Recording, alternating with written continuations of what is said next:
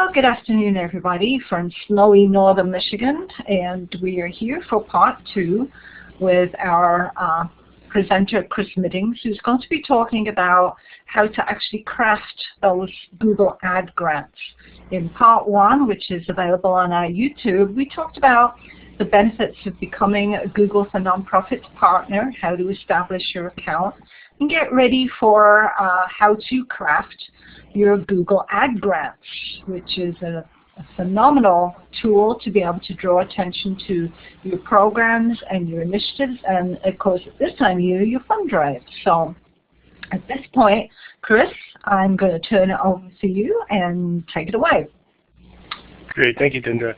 So yeah, in this presentation we'll cover how to create the ad campaigns. We're assuming you've gotten the Google grant, been approved, and now you're going to try and drive traffic to your website. My company, I enjoy ad grants. I love running AdWords for nonprofits, so much so that I created a company just to do that. And if you ever have any questions on it, let me know.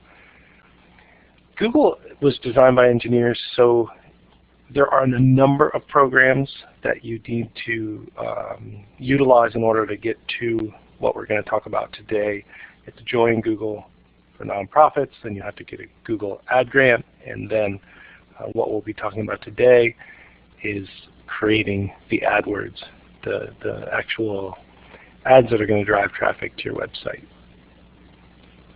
So just so we are all on the same page, that's what creates these ads. When you do a Google search, these ads show up, and the Google AdWords program is how these ads show up. So you're going to be able to, pick keywords and generate ads that when people click on them, it's going to drive traffic to your website. So Google Ad grants, this is a great program. They're providing nonprofits $10,000 a month in free advertising, and you're able to support pretty much any effort that you have.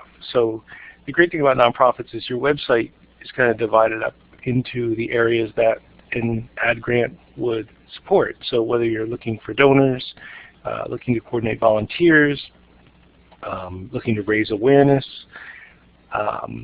do donations, newsletter signups, all of those things that are on your website already, but maybe not getting enough traffic, you're able to use this $10,000 a month to drive traffic. So hopefully, if someone's sitting down on a computer and typing in volunteer in Michigan, that person's pre-qualified. They've kind of raised their hand and said that they're interested in what you have to offer, and then Google serves up the ad.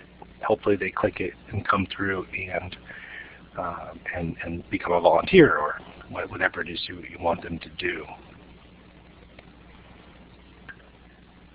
There are a few restrictions. You can't just advertise anything. You need to talk about what your organization does. And you can't have strictly commercial advertising. Now, the next slide I'll give you an example of what has been approved as far as this goes, because a lot of us have stores where we sell mugs and t-shirts, those sorts of things. As long as they're on your main site, on the URL that Google has approved for you to drive traffic to, you can promote those products or services as long as 100% of the proceeds support your program. So say you send traffic to another site that gives you 25% of sales back to your organization. That's 100% of the proceeds, so that works. And then, the other caveat is not to have a page that links just out to other websites, but given those restrictions, this is an example. So, nonprofit on the board of Project Laundry List. We're an education organization, but we also want to be a clearinghouse for where people can buy clotheslines. That's what we support and promote. And so all of these pictures on this slide and the links, the blue links, do go to another website where they provide us back a percentage of the sales. I think it's 25%. And then this is okay. Google's looked at this and approved it, and this is okay. I mean, it's serving the mission of the organization. I think that's the key. That's the lens to look through when you're figuring out where to send traffic to. If it's doing that, Google's probably going to be okay with it. Now, inside of AdWords, there are 3 layers. The account layer, so you've got your Google Grant, you've got your account because you set that up as part of that. Now we get into the deeper level. So inside that account, you're going to have multiple campaigns. You may have a campaign for volunteers, for donations, for your store, and then inside of there, you may have an ad group that in your store is promoting T-shirts or is promoting mugs, or volunteer might be, for a particular kind of volunteer for a particular event. You'd probably want to create a different ad group for each of those things. In general, I like to create a lot of campaigns and a lot of ad groups because I just want to look at a glance how it's doing, and if you include too many things under a campaign or too many things under an ad group, it's hard to look at a glance and know what you're succeeding at and what you want to increase. There's no restriction. You can have as many campaigns and ad groups as you want. So my feeling is, well, let's break it down into the smallest bits we can. And that said, Google under ad groups, years ago it was you put 200 different keywords in an ad group, and that's fine. Google's you still can, but Google's advice is shrinking. So they, a couple of years back it was maybe 50 keywords in an ad group, and then last year it was 40. And I went to a presentation about a month ago, and now it's 30. It's not that you can't run more, but the program works best if you can narrow those keywords down to just the few dozen that are going to be the highest traffic and the most directed toward what you're trying to accomplish. So let's start at the campaign level. You need to do that before you can get to an ad group. So campaign level that's where you're selecting the networks that you're going to run on, the devices you want to target, so whether it's desktop, mobile, tablet.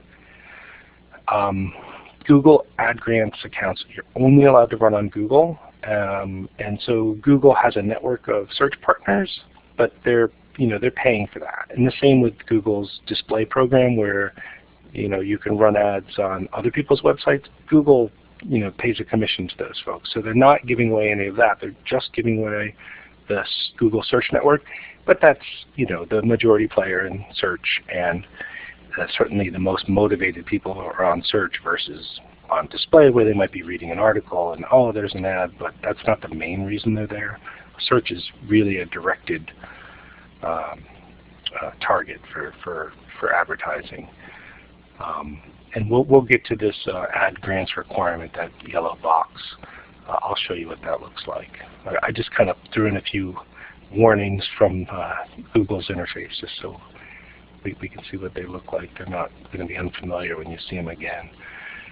Inside. So you'd want to click on campaign. So now you're in your ad grant, and you want to create a new campaign.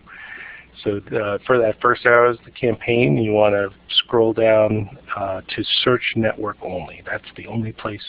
You're not going to be able to do shopping or display or search and display or online video, just that search network. And when you click on that, this is the interface that you get to. So your campaign name, you would want to create volunteers or store or scholarship or whatever it is that you're going to try and direct these ads toward. Be an umbrella for all of those efforts, so whatever terminology makes sense there. So you've already pre-selected search network only, so you don't need to change that. And then underneath there, where it says uncheck, that's where you don't want to include the search partners. The only thing you're being given access to is the Google Search Network. And then what I've done here is that page we just saw, that's the user interface. And then as you scroll down that page, you're going to get to the things that we're discussing here. It's a long page. So the next part of that same page is where you pick your daily budget, the geography, where in the world you're going to run these ads, and you can run them internationally. There's no restrictions there. And then what languages. If you want to target people in English and French and Spanish, you can do that. But typically, most is just in English.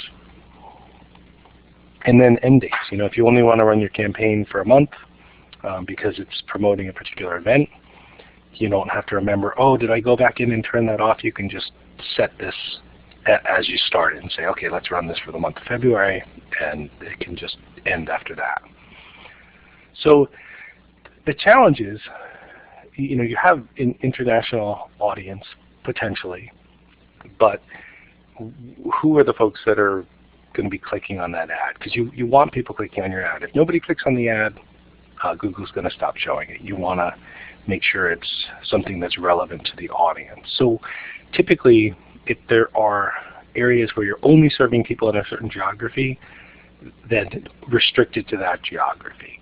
And then if you think, oh, well, we serve this state, but these surrounding states are also interested, or maybe people commute into a state, or there may be some aspect of that, you can either set up this campaign to run to all those states, but what I like to do is I like to run a campaign just for that state, and then another campaign, and call it the same thing with the dash surrounding states. Because what can happen is if you expand your audience too big, and then you can't get enough click-through on that ad, it's not even going to show to the people it's most relevant to. So that might be confusing. I'm glad to clarify, but I think you want to, the point is you want to focus geographically if you can. For things like donations where you could potentially have an international audience, I think it's fine, as long as you can generate enough interest and click-through on those words. And typically if people are searching for those words, so just the word by itself, donation, maybe not.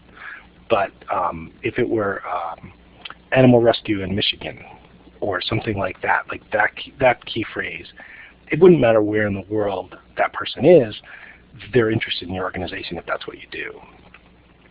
So that's the geography and budget. The budget you can set to be anything.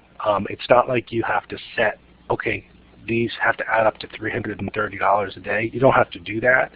I think Google encourages you to do that and makes you think that you need to do that, but as long as your budget is set to be at least that, I think that's a good strategy, because you don't want to miss out on traffic. And then what happens is your ads just stop showing. As soon as you hit like $329 or something like that, Google just, okay, that's all the ads that'll show for that day. And you're not responsible if it goes over, but that's the way to set the budget. And you can schedule different ads, inside those different ad groups, or run a different ad to a different geographic area. But we'll get to that. The idea behind the campaigns is, it's an umbrella for thematically related ad groups. So it's another level down, the ad groups. We'll talk about that too. So as we scroll down that page that we saw 2 slides ago, the devices, up until a few months ago, you were able to pick, and now by default it just shows on mobile, tablet, and PC, which is probably just fine for this sort of campaign. The locations you can pick, so you can pick US and Canada, US, you can pick by state, you can pick a radius, okay, well 30 miles around this zip code. There's lots of good options in there. You can also do a negative geography. So you could say, okay, well this ad campaign is going to go to Chicago, and then this other campaign is going to go to the rest of the state, but not Chicago. So that one is really targeted and one is the surrounding. And when you click on that advanced search, it'll bring up all of those options.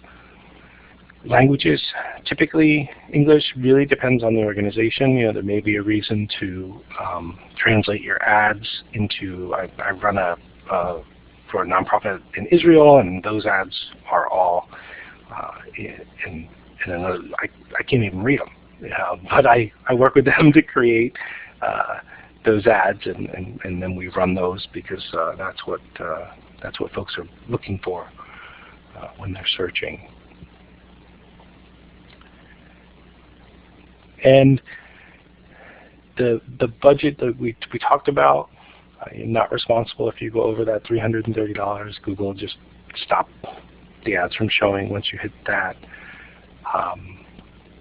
And don't worry about setting the budget to be exactly that. You can set it above that amount and it'll just stop. The little yellow warning down here, we'll get to this on the next page, but you'll manually set bids for clicks. That's the language that they use. There are other options, but they're not for the grants. And the maximum bid is $2, which is actually great. Up until, I think, this year, it was only $1. Yeah. Is there a question? Why is that set at $2? So what Google did initially was the maximum was $1 up until earlier this year, and what that was doing was Google's way of making sure that someone who is not in the grants program had a better chance of showing up higher in the Google search results. And they thought, okay, well, if we say it's $1, then anybody who wants to buy this keyword, without a grant, like environmental t-shirt, something like that, then they had that opportunity. And what they did earlier this year was they changed that to $2, which seems very generous, and it was. And actually, it did a tremendous job. Across all my clients, it doubled their traffic if they weren't reaching that $330 a day. But the other aspect of what they changed was that a Google grant advertiser's ad will only show underneath someone who's paying Google.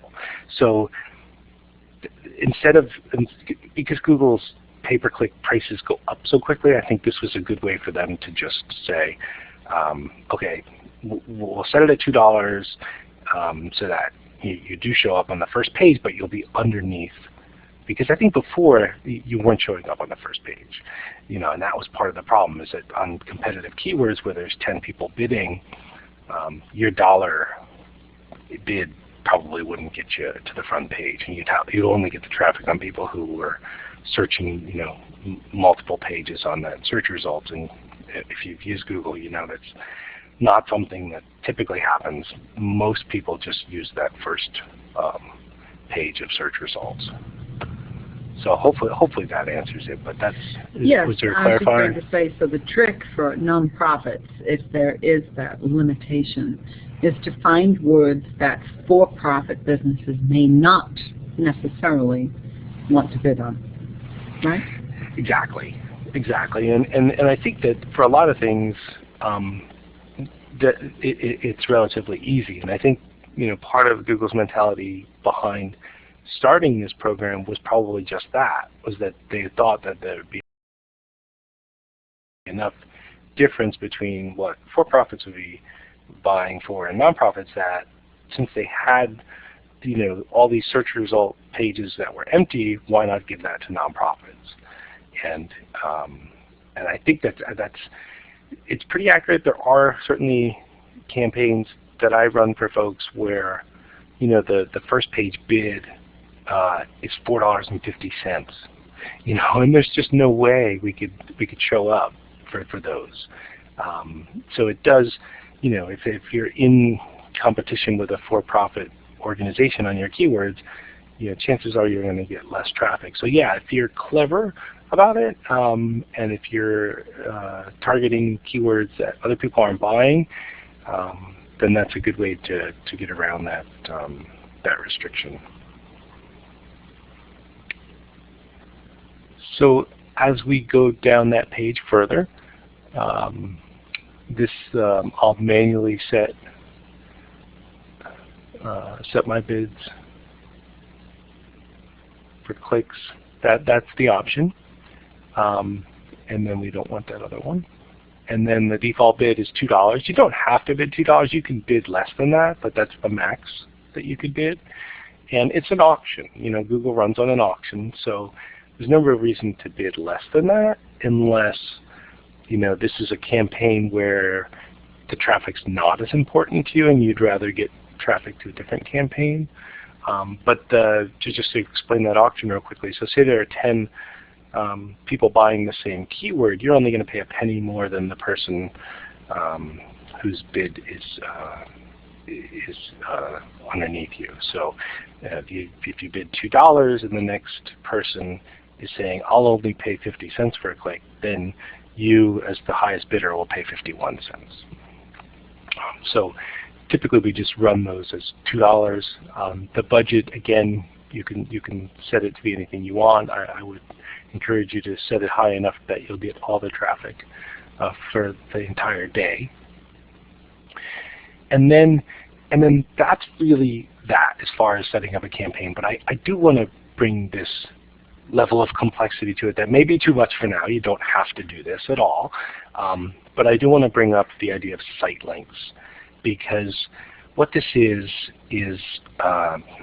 little ads underneath your ad, and it creates a situation where your ad takes up more real estate on the search engine results page.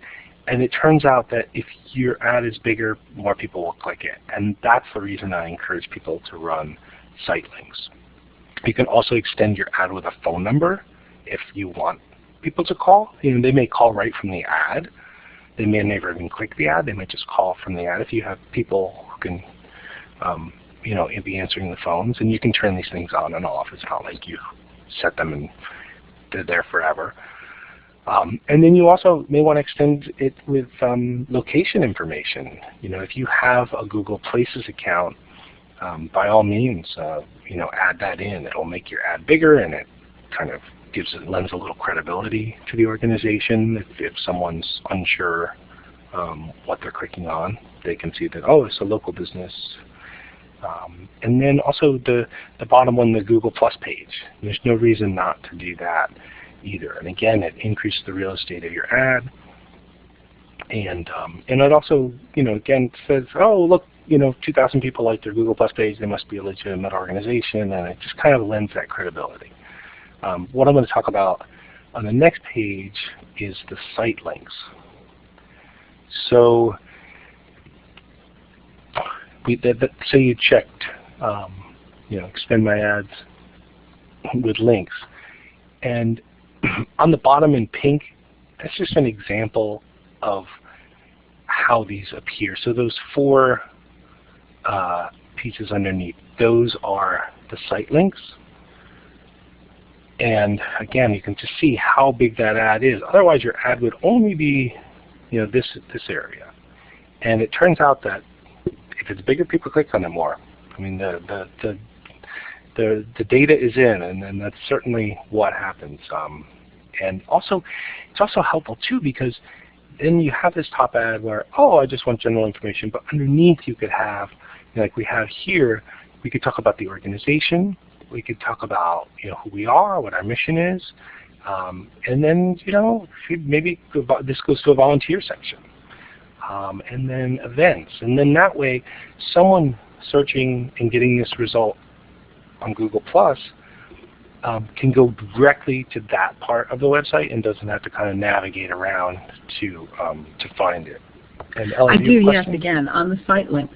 The way it's broken down in the ad area on the bottom of the slide there, are those something, or are those links things that we create within AdWords, or are those actually the titles to the pages that exist in our website?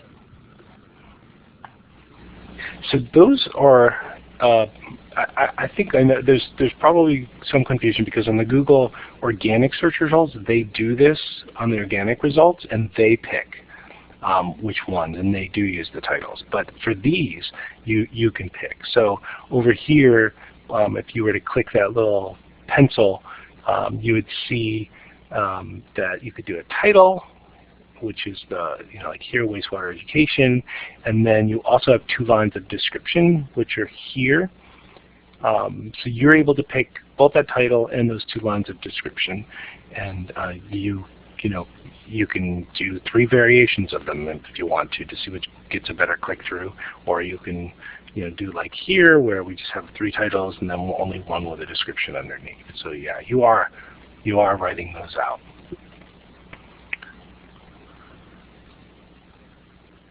So that's the campaign level. So those things are all set. Everything up till here was set at the campaign level.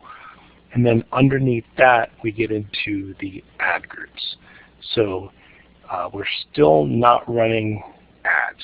All we've done is kind of create this umbrella campaign where we said, okay, I want an ad to show to these people in these languages, and here's what I want the site links to look at.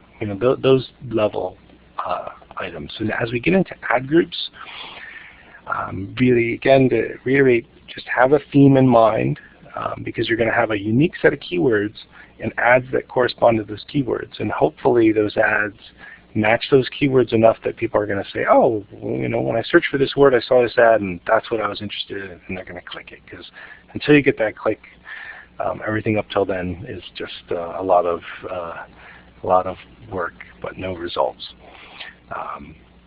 And then inside these ad groups, that's also where you can set a separate cost per click. You can do it at the keyword level, or at the ad group level, or at the campaign level, or all 3. And the way to start an ad group is to click on. You'll see this once you create that campaign. This is the next step you'll see in the user interface. So the first thing it's going to ask you to do when you click that is to create an ad. And you're restricted on the length of the headline and the description. So here's an example for an animal shelter near Boston. Something that speaks to what a person typing in those keywords might want to do next. Google is, if it's anything, it's a database of intentions. People type things in and then they are intending to do something, whether it's to learn about something or buy something or apply for something. Whatever that intention is, if your ad can sort of hit on that intention, then typically that's a good bet. You're going to be able to get someone to click on that ad. Yep. Going back to that previous slide, if you are looking for a phrase for your headline, could you go into your analytics and find what phrases people have used to search to find your site and use that for a headline? Yeah, absolutely. Analytics is a great source for the keywords. Google, up till very recently, has provided that data of what the keywords are that people use to find your site. You may notice if you're in analytics every month at least that not provided is what you're seeing most often now, as Google anonymizes all of that data. But you can always go back a year and see, because they'll keep the back data, they're just not giving data going forward, see how people actually, what phrases they actually use to search for to find your site. And that's a really good indicator. You really have to put yourself in the mind of someone. You're very familiar with the organization. You know everything about it, and you think about it a certain way. But the key is to try and step back and think, okay, how would someone else search for this? And I'll give you an example. It wasn't for a nonprofit, but there was a green cleaning company. It was a tremendous organization, and it was all women owned, and they did all green cleaning, environmental cleaning, and it was a really great organization. But they did not see themselves as maids. They were a cleaning company. It was very hard for me to get them to step back and think, well, how would someone who's looking for a cleaning company think of it. And you know, it's just one of those things where you really have to put yourself in the mind of the person doing the searching. And so look back through analytics and see, you know, how people did it. Another place to look maybe is if you track the search that's on your site. You know, how people, because the closer you can get to real language that real people use, the better off you are in trying to figure out which keywords to use. So these are just examples that Google gives, but there's 25 characters in the headline. 25 characters is not a lot. And you'll quickly learn that as you get into this. So you need to be really succinct. But you do get 2 lines of 35 characters where you can expand on that. And then you also are able to set the URL. So you know, you don't need the www. You can just do this, and then you also have the opportunity. I can't remember how many characters it is, but you can do a slash here, and then you can create sort of a vanity description here. So say your website is something.com, and then your page is volunteer opportunities or something like that. You wouldn't have to use that. You could just type in on this line volunteers. They're not gonna match. It's more of a vanity thing where you're just saying, okay, this is the section of the website that this describes, not necessarily the exact URL. You do put in the exact URL as well, and I'll show you that in a second. But it's just something to keep in mind. The thing with ads is if the word that they're searching for is in the ad, Google bolds it. And again, I mean, we'd like to think we're very rational people, but again, bigger or bolder, people tend to click on that more. So if that keyword is in there, this is another opportunity for you to slip it in. Is in this vanity level description here. It's called the display URL, which we'll look at now. So here is an example. When you go to create an ad group, you want to name it. Here's one, year-end support, probably very relevant. And as you type here, you type in your headline, it'll tell you how many characters you have left, and it'll tell you in red if you've gone over.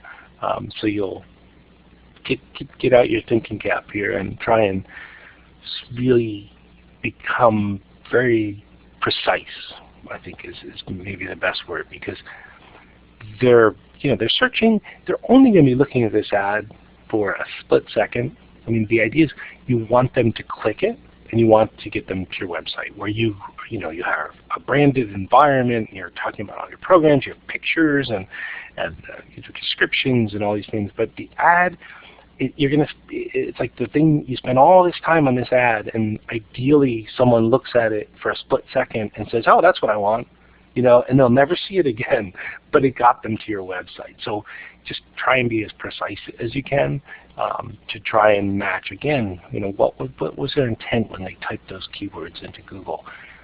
And then you get these 2 lines of description, and then the display URL. This is the one I was just talking about, where here's the /donate, which is great because it's going to donatenow.html. Not as easy to read, so they do give you this opportunity to make that into something that's a little bit better. So if they were saying if they typed in donate year end or donate locally, the donate would show up in bold in every place that it is in this ad, and it just helps to get that click through. The ads will show in different formats. If it's on the top, it stretches it out, and they'll automatically put a space here after, in this case, hour. They'll automatically put that space in, so don't worry about that. You're just basically trying to get 35 characters on each line, and then if it's on the side, it'll show up in this format which is mainly how it shows up. It's kind of hard to get on the top, but you can. And then the ad extensions, those are the things I was talking about, site links. We've already added them in, so this is just kind of saying, hey, there's this other opportunity. That's the basics of how to create that ad. And then you get the keywords. So further down that page, after you create this ad, you can say, okay, well, what keywords do you want to make this ad show? And at this point, you may be just completely overwhelmed with the whole process, and that's perfectly fine. Just enter one keyword.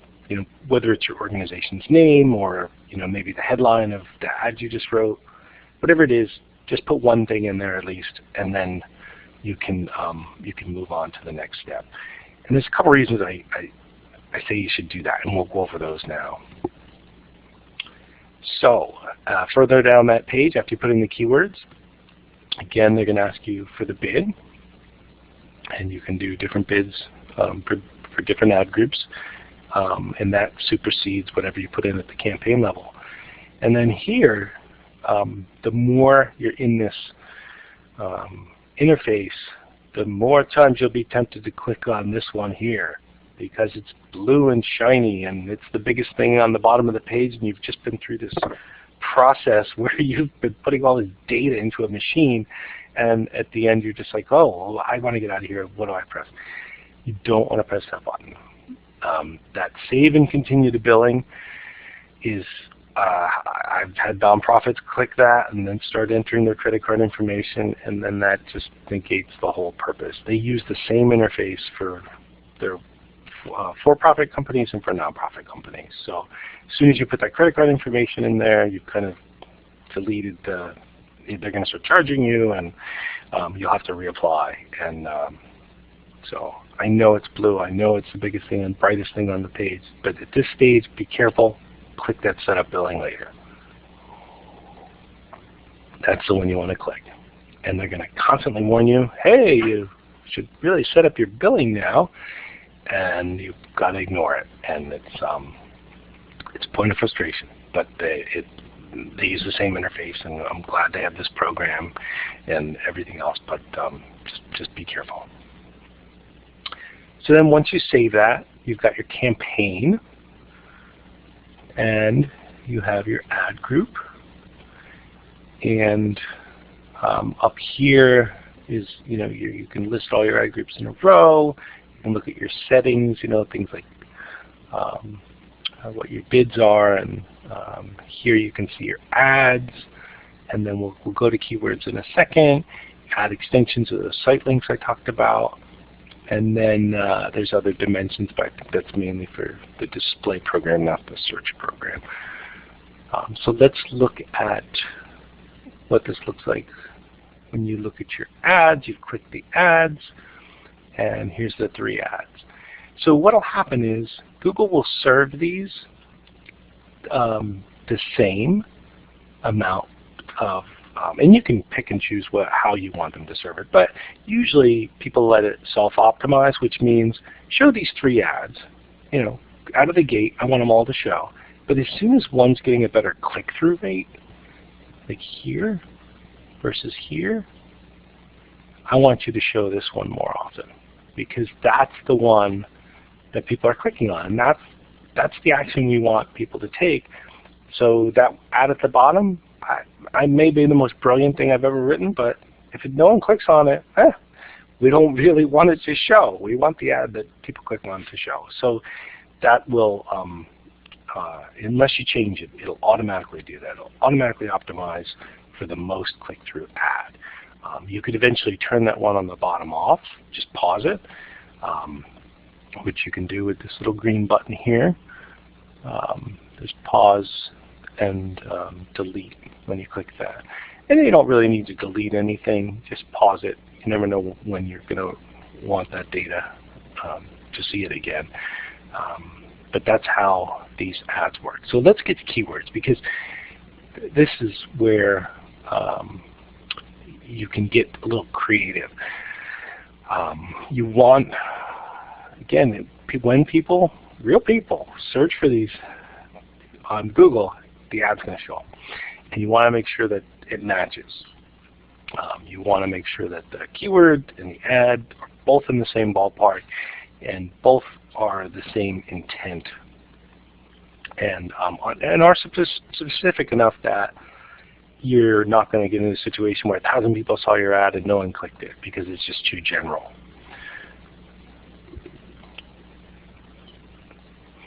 So when you click on the keywords, even if you only put that one word in, when you click this little plus keywords button, good things happen. So what happens is Google will give you all these ideas. So what they've done is they've gone out, they've looked at the page that you're sending this ad to, they've indexed it, which is always a nice thing about having a Google grant. Your site will always be well indexed going forward. Because again, for a company, for profit, Google wants to make sure these ads are relevant, and they don't want to be sending ads to a page that someone put up one page overnight and then switched it to another. And so Google's always going to be in there indexing your site from now on. But what they've done, they've indexed that page that you're pointing the ad to, and they have all these suggestions. Every single word, and they know what people search for. So all of these words that people actually use in order to find pages like the one you're advertising. So you can scroll down, there's a long list here. You just scroll down through and then just click add. So it's much easier than on that earlier page where you had to actually type it in and try and figure it out on your own, because you don't really know. I don't know what people use to search for this. So this is the way I suggest adding keywords, because it's easier and you're getting data directly from Google, and it's based on what people really search for. So you can just go through and add the things that make sense, or add them all. So add all from this category is right here. And then that would add everything in this list to your ad group. And then save it. Now, this again is maybe a level more complicated than it needs to be, but I just want to mention it. You don't have to learn this, but it may be helpful. So there are different types of keywords. When you look at this big rectangle, this is every variation of, say, in this example, formal shoes. So anything that's even remotely to do with formal shoes, your ad's going to show. But it may not be the best. And I'll give you an example. Like say you wanted to buy the keywords donate to charity, and it's this broad match. They could be typing in international after they're typing in donate to charity. They could be typing in children's charity. But unfortunately, your ad's going to show for all those things and not be relevant. And you think, oh, well, what difference does it make? The challenge is you're not going to be able to hold on to that keyword, because unless people are clicking on the ad based on that keyword, your ad's going to stop showing. So that's when we get into broader. You do this little plus symbol, and in that last, you do that right inside here. So you just add the plus before. Or here, the main ones are really broad, phrase, and exact. The modified is great too and makes sense in a lot of cases, but don't get too caught up in learning this if you don't. If you only learn a few things, don't worry about these two so much. Think more about the phrase and the exact. So phrase is if it contains this phrase, then we want it. We want our ad to show. And then for the exact, it's if this is exactly what they type in and only what they type in. So if you want to donate to charity and you do an exact match, then only people who just type that the ad's going to show for. And so this way, you can hold on to your keywords a little longer. Like say you do this broad match and 1,000 people see the ad, nobody clicks on it, and you think, oh, I can't use that keyword anymore because Google's never not going to show it. Go from broad down to phrase.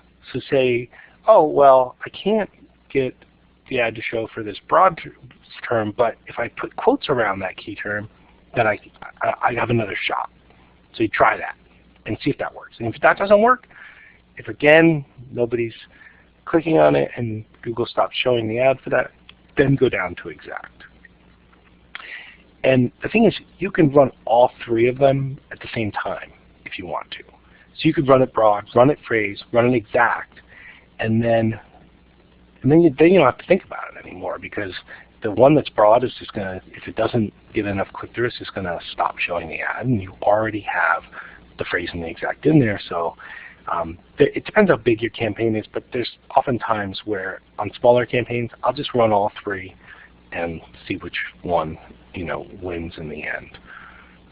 So again, this is sort of a deeper dive maybe than we needed to go, but I did want to mention this because it's a great way to learn. If you learn this, you'll learn how to hang on to keywords that otherwise you may not be able to hang on to. And it really depends on the industry, especially charity. It's just, people say, oh, I want to go into charity, but then they put in an animal charity, a children's charity. And then you're not able to hold on to those keywords because there's more specific keywords out there that are ruining your ad getting clicked on, and you're not even really probably aware of it, and it's just going to kind of go away, and it's just a lost opportunity. So that's one way of adding keywords. Now, once your campaign's running for a little while, Google, because again, they're running the same thing for for-profits, and they're like, hey, there's all these other keywords you can use to drive traffic to your website. Thinking, of course, okay, well, if you're a for-profit, you can spend more money with us. But again, same system. You want to click on this, view these, because there may be real opportunities in there. That maybe when you set this up, you didn't have a ton of time to build out the campaigns as much as you wanted to, or everybody's time strapped. Google, once your campaign's running a little while, hey, here's a bunch that we just thought of that seem to make sense. So when you click on that, it'll give you this interface, which is under opportunities. There's campaigns, opportunities, and then there's other things too. Don't get into the building. But so here's an example. So down here, you create a new ad group, and there's 25 keywords that makes sense for that, and you'd get 30 more clicks a day. Sure, sounds good to me, as long as the keywords are relevant, and I'm going to get traffic to my website that's going to result in good things, not bad things, like phone calls. Like, wow, I clicked on this ad, and now I'm here, and there's nothing to do. Either that or they just disappear, and you never hear from them again. So if you click on the view on there, here's what you'll get. So it's saying, okay, we're going to add this new ad group, and here are the keywords. Just look through them, and you can check or uncheck if they make sense or not, and then go over here and click add. And it's a great way, if you're time strapped, to let Google kind of suggest. They're the one looking at your website and probably knowing what people do when they get there. If you're running analytics, they're going to be able to come up with suggestions, and they're usually on target. Every once in a while you'll come across one and you'll think, oh, no, that's not us at all. But for the most part, it's very relevant, and it saves you the trouble of having to research all these keywords, and in this part too, where they're like, oh, we'll create a new ad group, and they're doing the hard part too of creating that ad group. Where you have to kind of go through and pick all those things. You just one button, and you get to go. So that's another way of creating more keywords. And then these last two slides are This is just an example report that is emailed to you every month. So again, you're in the same interface, and they're going to provide you your statement at the end of the month, even though you're getting it all for free. You spent all this money, which you didn't spend. And here's, a lot of traffic. Here's the average cost per click. And you're getting a great click-through rate. You want to try and stay above 1%.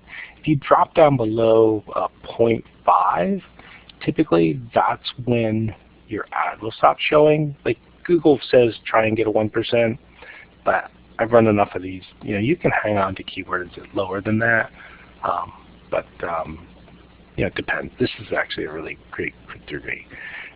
And then it'll show you your top performing ad, which is nice to see. Again, if you're time strapped and you're not in the account every day, at least at the end of every month you can be like, oh, look at this. We got all these clicks to the website. This is an easy one to share out, the board and anyone else who might be interested in what's driving traffic to the website. The grants typically become the #1 traffic driver to the website. So you're going to go into analytics and look at that and, oh my God, 50% of my traffic to my website is coming from this. So it's nice to get a monthly snapshot and make sure that the right kind of traffic is coming. So that's that part of it. And then if we scroll down, it'll also give you here your top performing keywords. And this is really helpful because when you add keywords the second and third way I described how to do it, when you say, oh, add all of them from this group. Sometimes there'll be a keyword in there, if there's 50 in a row and you're trying to scroll through them in that little tiny box they give you, a keyword could slip through that maybe isn't relevant, and this is a good way to figure that out. If some keyword that's not doing you any good at all slipped through somehow and is taking up a lot of traffic, here's where you may see that. And then obviously we don't have any top display sites because we're not running it. So here's the top performing campaign on everything. All devices means desktops and mobile and tablet. And then here's top performing on just mobile and tablet. Very different audiences, and you may want to think about them differently. We can get into that level, or you can call me or email me, and I can tell you, how you might do that. But it's interesting. It's a big switch. I mean, desktops are kind of going away. Laptops superseded them years ago, and now mobile devices are superseding laptops. So how you advertise to someone who's sitting on the couch on a tablet versus somebody who's walking down the street on a mobile versus somebody at a desktop, probably different ways to appeal to them, but talk about that some other day. And that's all I have, and I want to see if there's any questions. I know it's a lot of information, and I did do a few deep dives there that I thought might be helpful. But if anything was confusing, let me know. I just wanted to say, on behalf of our organization, a big thank you to Chris, because the first time we got a report back after Chris had optimized a couple of our Google Ad grants, it was just mind-boggling that many people were interested in taking a 2-hour class on wastewater microbiology. It was quite phenomenal. So thank you, Chris. Oh, that's great. No, I'm always glad to hear that. Yeah, I think that's a real thing about this. It kind of amplifies. It gives you this amplifier where you're able to bring in people, whereas before they would have had to find you. It's just a much easier way to get people interested in the organization and what you're doing, because they're actively searching for it. And you may not be indexed in the organic results. This puts you right there at the top of the page, or on the side of the page, and it just is a great opportunity. So I'm glad to hear that. I'm glad to hear it's working. And I see there was a question from one of the people attending. Part 1 is already on our YouTube for Nonprofits website, and Part 2 will be there as soon as it's processed, which will probably be by mid-morning tomorrow. So, are there any other questions? Chris is more than happy to answer any questions that you have. Just click the talk button to turn your microphone on. Or again, you can type it into the chat window.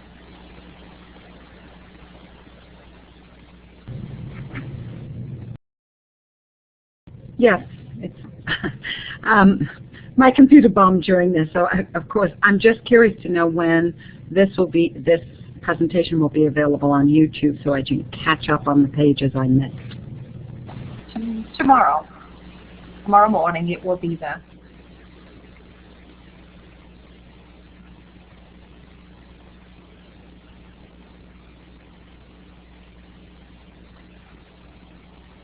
So while people are thinking about their